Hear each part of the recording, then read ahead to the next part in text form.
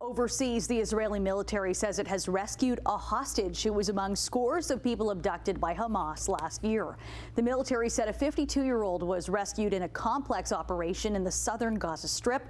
Hamas-led militants abducted about 250 people back on October 7th, which also killed 1,200 others in the attack. Manisa Danabalan joins us live with more on this. Manisa, just a sliver of hope for the other families hoping to see their loved ones once again. It really is, Nicole. Hamas is still holding around 110 hostages, about a third of whom are believed to be dead. Most of the others were released in exchange for Palestinians imprisoned by Israel during a ceasefire last November. An emotional moment as family members of Qaid Farhan al-Qadi ran, eager to reunite with him after he was brought to a hospital in Israel. After being held in captivity for 326 days, the IDF rescued al-Qadi from southern Gaza. The military saying this marks the first time a hostage has been rescued alive from a Gaza tunnel. The hostages' families forum says the 52-year-old father of 11 had been kidnapped from his factory security job.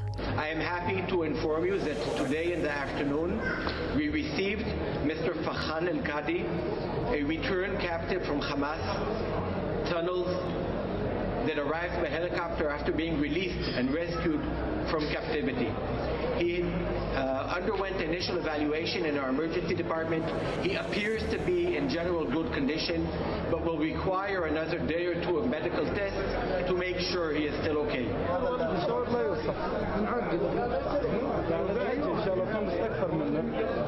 Outside the hospital, the hostage's brother struggling to express his feelings, saying, "We prayed for him, my mother prayed for him more, her prayer reached the sky."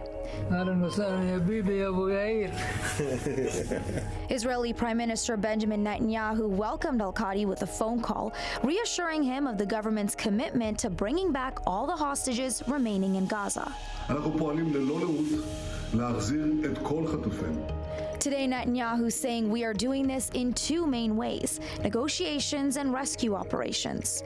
So far, progress with the ceasefire talks have been slow after it came to a halt in Cairo on Sunday. But there is still hope since technical talks over the details are moving to Doha on Wednesday, according to an official.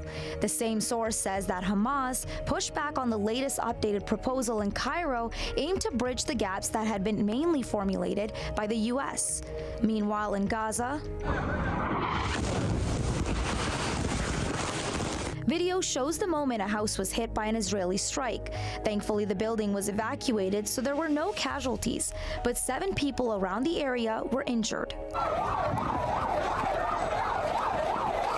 Unfortunately, that wasn't the case in other areas. Israeli forces continue to battle Hamas fighters in the central and southern parts of Gaza, with health officials there reporting at least 17 people killed in strikes. To describe the situation here, it's just catastrophic.